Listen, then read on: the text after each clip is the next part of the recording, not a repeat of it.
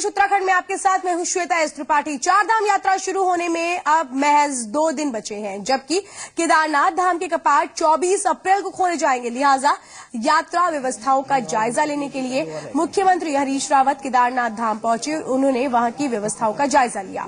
मुख्यमंत्री ने केदारनाथ धाम से श्रद्धालुओं के लिए अपील की कि वो केदारनाथ धाम पहुंचे और वहां के अद्भुत दृश्यों को करीब से देखें। साथ ही मुख्यमंत्री ने कहा कि उन्हें सबका सहयोग चाहिए और वो अगले 5 सालों में चारधाम मार्गों की दशा बदल देंगे।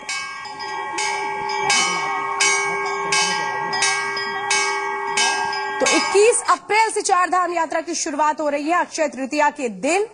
लेकिन केदारनाथ धाम के कपाट 24 अप्रैल को खोले जाएंगे। तो केदारनाथ के दृश्यों को देखकर मुख्यमंत्री बहुत खुश दिखे। उन्होंने कहा कि धाम हमारे धरोहर है। उन्होंने श्रद्धालुओं से केदारनाथ के सुंदर दृश्यों को देखने के लिए आने की अपील की। केदारनाथ में मुख्यमंत्री हरीश रावत से खास बातचीत की हमारे संवाददाता सोनू सिंह ने।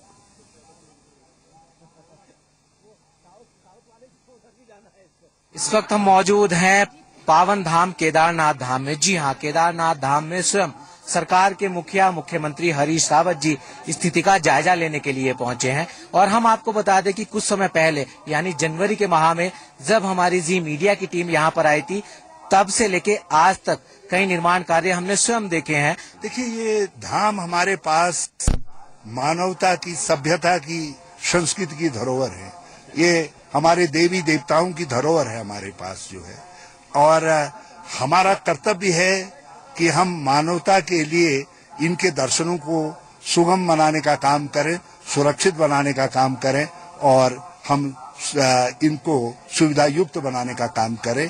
और 2013 में जो कुछ स्थिति थी, आज हमने पूरी तरीके से स्थितियां बदल दी। चारों धाम की यात्रा पहले से कई गुना हमने ज्यादा सुविधा युक्त, सुरक्षित और सुगम बना है। वो आए और विशेष तौर पर केदार धाम जरूर आए।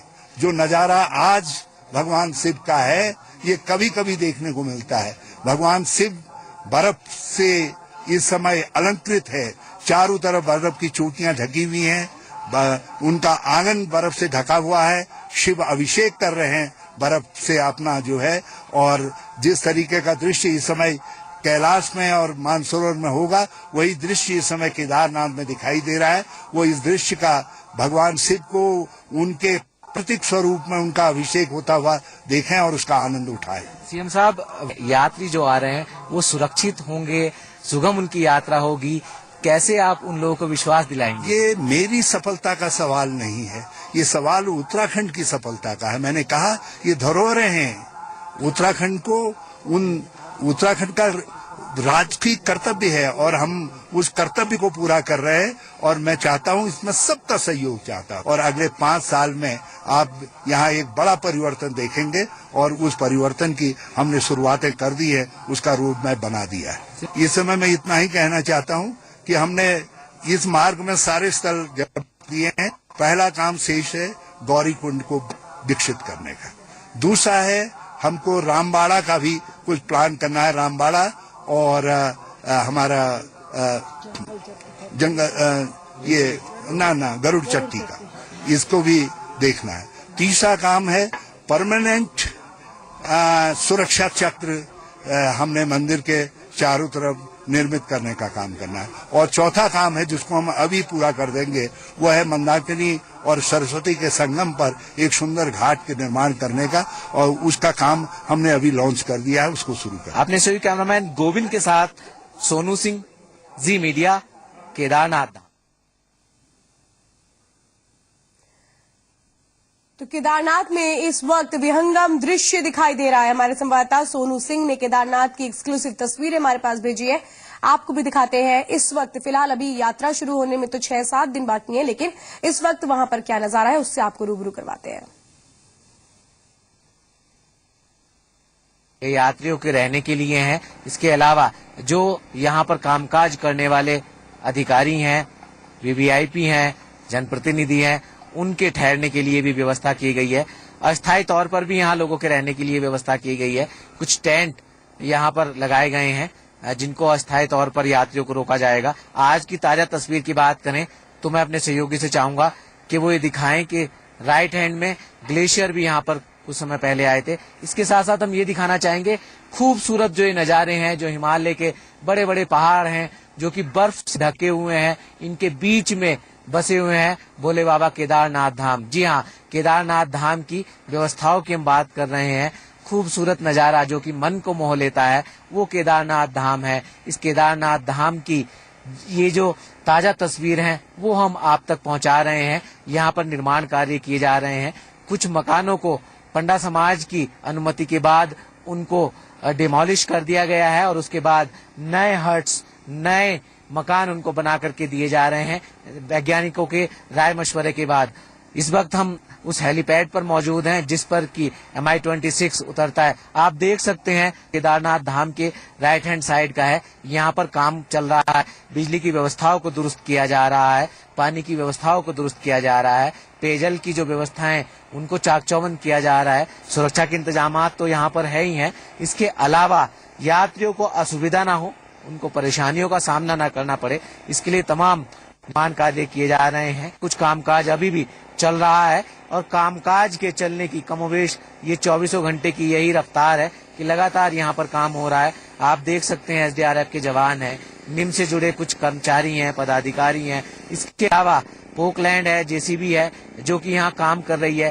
पहले कल्पना सी महसूस की जा रही थी कि कल्पना हो सकती है केदारनाथ धाम पर भी, लेकिन राज्य की हरीश सरकार ने ये कर दिखाया है और भारी भरकम मशीनों को यहाँ पर पहुंचा दिया है और जिसके बाद Mi-26 यहाँ पर लैंड करने की स्थिति में यहाँ हालात बनाए गए हैं। इसके साथ साथ मैं ये भी बताना चाहूंगा कि कुछ और मशीनें जो कि फौरी तौर पर, मैं चाहूंगा थोड़ा सा राइट हैंड में कुछ मशीनें, कुछ गाड़ियां यहाँ पर हैं जो बर्फीली परिस्थितियों में कहीं ना कहीं निर्माण कार्य को आगे बढ़ाने में मददगार साबित होती हैं, वो भी यहाँ पर मौजूद हैं। अभी गाड़ियों की संख्या हालांकि 3 ही है, इनकी भी मदद ली जाती है जब जरूरत पड़ती है। तो तमाम जो व्यवस्थाएं हैं, तमाम जो इंतजामात हैं, उनको चाक चौबंद किया जा रहा है, पूरा किया जा रहा है, काम चल रहा है। तमाम अधिकारी यहाँ पर मौजूद हैं, क्षेत्रीय प्रतिनिधि, विधायक यहाँ पर मौजूद हैं। इसके साथ साथ भोले बाबा यहाँ पर विराजमान है और भोले बाबा की कृपा लगातार सभी पर बनी हुई है। भोले बाबा से हम भी यही दुआ कर रहे हैं कि आपकी दया दृष्टि, आपकी कृपा समाज के हर वर्ग पर यूं ही बनी रहे, अपनी मनोकामना को पूरा करते रहें। अपने सहयोगी गोविंद सिंह के साथ सोनू सिंह, जी मीडिया, केदारनाथ धाम। उधर गंगोत्री यात्रा पर गए नेता प्रतिपक्ष अजय भट्ट देहरादून लौट आए। उन्होंने कहा कि आम श्रद्धालु गंगोत्री यात्रा पर जा सकते हैं। हालांकि उन्होंने 17 डेंजर जोन पर देरी से कार्य कराने का आरोप लगाया। अजय भट्ट से खास बातचीत की हमारे संवाददाता सोनू सिंह ने। भट्ट जी, आप गंगोत्री धाम गए थे, आपने हकीकत को देखा है, आप स्वयं गए थे, आपके साथ तमाम लोग थे। कौन कौन लोग गए थे और क्या कुछ आपने पाया है? हम लोगों की 4 टीमें निकली हैं, गंगोत्री, यमुनोत्री, केदारनाथ जी, बद्रीनाथ जी। तो मैं स्वयं गंगोत्री गया था। वहां पर आम आदमी आ सकता है, ऐसी बात नहीं है। जब हम पहुंचे हैं तो और लोग क्यों नहीं पहुंचे, इसलिए हमने सबका आह्वान किया है अधिक से अधिक संख्या में आप पहुंचे और पुण्य के भागी बने। 17 जगहों पर अभी यात्रा में और अच्छी तरह से काम होना बाकी है सड़कों पर। यद्यपि गाड़ियां जा रही हैं, ऐसी बात नहीं है, परंतु जो रोड होनी चाहिए थी एकदम साफ, अब आपको एक गाड़ी खिसकानी पड़ेगी। कई तो ऐसा है कि आपने 2-2.5 साल में ट्रीटमेंट ही नहीं किया, इसलिए जो स्लिप जोन है हमारे, उनका ट्रीटमेंट ही नहीं हुआ है। कोई ऐसे मुख्य पॉइंट या ऐसे मोड़ या ऐसे डेंजर जोन आपने चिन्हित किए हैं जब, क्योंकि आप मोटर मार्ग से स्वयं गए हैं? नहीं, हमने 16-17 करीब चिन्हित किए हैं और सरकार की नॉलेज में भी वो सब कुछ हैं। भुक्की से सुक्की तक कम से कम 11 या 12 जगहों पर ऐसी जगह हैं जहां पर स्लिप जोन है, सड़कें धंस रही हैं, बैठ रही हैं, उनका ट्रीटमेंट किया जाना आवश्यक है। और इसी तरह से जो आपका सुक्की में 7 नाले आते हैं, ऊपर से कटते हुए रोड को काटते लाते हैं नीचे को, उसका ट्रीटमेंट इस समय हो रहा है। इस समय टाइल बिछाई जाएंगी, इस समय स्केपर बनेंगे। ये काम पहले हो जाना चाहिए था। 3-4 दिन जब यात्रा में रह रहे हैं तो अब वहां पर JCB भी होगी, काम भी चल रहा होगा, मशीनें लगी होंगी, सब कुछ होगा, तो यात्रा में गाड़ियां जाएंगी तो इससे थोड़ा बहुत डिस्टर्बेंस तो होगा ही। कांग्रेस ये आरोप लगा रही है आप पे कि आप लोग सिर्फ और सिर्फ राजनीति कर रहे हैं, तो क्या वास्तव में राजनीति कर रहे हैं या ये जो चीजें आप देख के आए सरकार को इनको स्वीकार करना होगा? राजनीति हम नहीं, राजनीति ये सरकार कर रही है। हम तो विपक्ष के लोग हैं, हमको सही सही बातों की जानकारी देनी है, सरकार की आंखें खोलनी है और जो वास्तविकता है उसको पब्लिक में भी लाना है, सरकार को ठीक करने के लिए दबाव बनाना है। तो सब ठीक ठाक है तो सरकार के सब ठीक ठाक है। इस समय आप 6 करोड़ रुपए काहे दे दिया आपने? इस समय डामरीकरण क्यों कर रहे हैं जब यात्रा में 3 दिन हो गया है? पहले नहीं कर सकते थे क्या? इसे अव्यवस्था नहीं कहते हैं? 4 धाम रूट पर सुनसानी, बिल्कुल एक किस्म से बिल्कुल निर्जनपन लग रहा है, वो चहल पहल लौटी नहीं है। गंगोत्री में भी लोगों ने बताया कि 15 दिन पहले से लोग आ जाते थे, लेकिन वहां कोई दुकानें तक खुली नहीं थी। जो कार्यकर्ता हमारे साथ थे, जिनकी दुकान थी, उन्होंने ही अपनी दुकानें खोली थी। ये स्थिति है। अपने सभी कैमरामैन गोविंद के साथ सोनू सिंह, जी मीडिया, देहरादून। चलिए खबरों को सिलसिले को आगे बढ़ाते हैं। नैनीताल में प्रसिद्ध भूगर्भविद और पद्म भूभूषण प्रोफेसर खड़क वल्दिया ने प्रदेश को भूकंपीय लिहाज से संवेदनशील बताया। इसके साथ ही उन्होंने भूकंप रोधी घर बनाने की बात भी कही है। प्रोफेसर वल्दिया ने सरकार को भूकंपीय लिहाज से संवेदनशील जगहों पर जागरूकता अभियान चलाने की बात कही। उत्तराखंड की सरकार को मालूम है कि किन किन स्थानों में भूकंप आते हैं, आएंगे, आ सकते हैं, तो उन स्थानों में भवन निर्माण ऐसे किए जाएं, ये सरकार का कोशिश करें ऐसे में किया जाए कि जो भूकंप के धक्कों को झेल सके। और सरकार का दूसरा दायित्व तो है कि उन प्रदेश, उन इलाकों, उन क्षेत्रों के लोगों को जागरूक रखें कि भूकंप आ जाए तो कैसे निपटे उनसे। चमोली के पाड़ा इराड़ी इलाके के लोग ढोल नगाड़ों के साथ जिलाधिकारी कार्यालय पर पहुंचे। उन्होंने अपनी मांगों के समर्थन में प्रदर्शन किया। लोगों ने आरोप लगाया कि सालों से सड़क का कार्य अधूरा पड़ा है, जिसकी वो लगातार शिकायत भी करते रहे हैं, लेकिन विभाग उनकी अनदेखी कर रहा है। उसके खिलाफ उन्होंने अनिश्चितकालीन धरना प्रदर्शन की घोषणा की और चेतावनी दी कि जब तक सड़क का कार्य शुरू नहीं हो जाता तब तक वो धरना देते रहेंगे। दरअसल पाड़ा इराड़ी के लोग अब भी सड़क तक पहुंचने के लिए 20 किलोमीटर तक चल कर आते हैं अपने गांव से। हालांकि इलाके के लोगों की दिक्कतों को देखते हुए साल 2005 में प्रधानमंत्री ग्राम सड़क योजना के तहत 12 करोड़ की लागत से विरही से लेकर पाड़ा इराणी तक 32 किलोमीटर की सड़क स्वीकृत की गई थी। इस पर 2009 में काम भी शुरू हुआ, लेकिन 2014 में आधा अधूरा काम छोड़कर ठेकेदार फरार हो गए। अब तक यहां करीब 15 किलोमीटर में ही सड़क काटने का काम हुआ है, जबकि विभाग ने ठेकेदार को 9 करोड़ का भुगतान कर दिया। गांव वालों का कहना है कि 1 साल से सड़क का काम बंद है, लेकिन विभाग इसे शुरू कराने की बजाय उन्हें गुमराह कर रहा है। गांव वालों का कहना है कि जब तक सड़क का काम शुरू नहीं होगा वो धरना देते रहेंगे।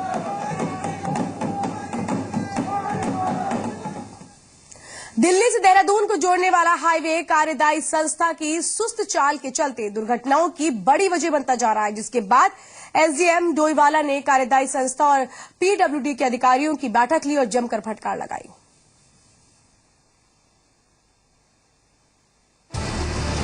ये हाईवे दिल्ली से सीधे देहरादून को जोड़ने के लिए बनाया जा रहा है, लेकिन कार्यदायी संस्था की सुस्त चाल के चलते सड़क पर जगह जगह गड्ढे बन गए हैं, जो दुर्घटनाओं को न्योता दे रहे हैं।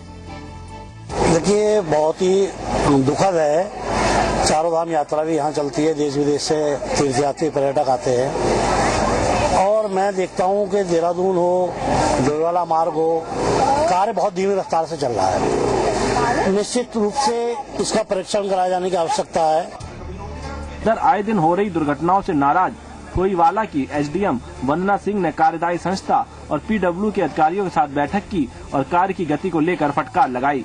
तो ये उनको निर्देश दिए गए कि 3 दिन के अंदर जहाँ जहाँ उनका वर्क इन प्रोग्रेस है वहाँ वो बोर्ड लगाएं, रेडियम पोल लगाएं जो रात को जो चमकते हैं, जिनसे आपका अनजान आदमी जो आ रहा है उसको पता रहे कि यहाँ पे डाइवर्जन है, यहाँ पे आगे खुदा हुआ है, यहाँ गड्ढा है। उनको साफ साफ कह दिया गया है कि अब अगर कोई ये मृत्यु का दुर्घटना में मृत्यु का केस होता है तो सीधा सीधा एफआईआर क्रिमिनल उनके खिलाफ लॉन्च करी जाएगी। दरअसल डोईवाला पर हाईवे का निर्माण कार्य लंबे वक्त से चल रहा है, लेकिन जहां कार्य की गति काफी धीमी है वहीं साइन बोर्ड तक नहीं लगाए गए हैं। एसडीएम वंदना सिंह ने कंपनी को 3 दिन के भीतर बोर्ड लगाने और कार्य की गति में तेजी लाने के निर्देश दिए हैं। वहीं चेतावनी भी दी है कि अगर दुर्घटना होती है तो इसके लिए कंपनी को जिम्मेदार ठहराया जाएगा और एफआईआर भी दर्ज की जाएगी। ऋषिकेश से आशीष डोभाल के साथ ब्यूरो रिपोर्ट, जी मीडिया। पहाड़ों पर श्रमिकों के अच्छे दिन आने वाले हैं, यानी उनकी मौजूदा हालत जल्द सुधरेगी और उन्हें सभी कल्याणकारी योजनाओं का भी लाभ मिलेगा। इसके लिए राज्य कर्मकार कल्याण बोर्ड की सिफारिशें मान ली गई हैं, जिसके बाद सरकार ने शासनादेश जारी कर दिया। इसके बाद श्रमिकों को प्रतिवर्ष पंजीकरण के बजाय 3 साल में एक बार पंजीकृत होना होगा। वहीं पंजीकरण शुल्क भी 3 साल में महज 75 रुपए ही लगेगा। नए शासनादेश के मुताबिक 18 से 60 साल तक के श्रमिक 90 दिनों के कार्य अनुभव के साथ श्रमिकों का पंजीकरण किया जा सकेगा। इसके साथ ही पंजीकरण के 3 महीनों बाद श्रमिकों को प्रोत्साहन के लिए मैदानी इलाकों में साइकिल और पर्वतीय इलाकों में सिलाई मशीन दी जाएगी। उत्तराखंड के राज्यपाल के पॉल ने मुनस्यारी का दौरा किया और वहां के प्राकृतिक सौंदर्य की तारीफ की। उन्होंने कहा कि प्रदेश के सीमांत इलाकों का ये छोटा सा शहर बेहद खूबसूरत है, जो अपने आप में पर्यटन की अपार संभावनाएं समेटे हुए है। उन्होंने कहा कि इस खूबसूरत शहर को देश और दुनिया के सामने लाने की जरूरत है, ताकि इलाके में पर्यटन कारोबार को बढ़ावा मिल सके।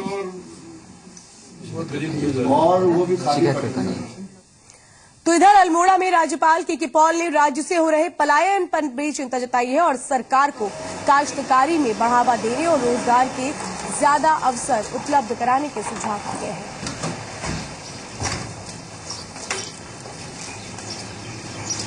रुद्रपुर के एसबीआई बैंक में बीजेपी नेताओं के साथ मारपीट के बाद इलाके के विधायक और बीजेपी नेता राजकुमार ठुकराल ने नाराजगी जताई और बाजार चौक पर धरना दिया है। उन्होंने आरोपी सिपाहियों पर कार्रवाई की मांग की। उधर पुलिस ने मामले में संज्ञान लेते हुए चोटिल दोनों नेताओं का मेडिकल कराया।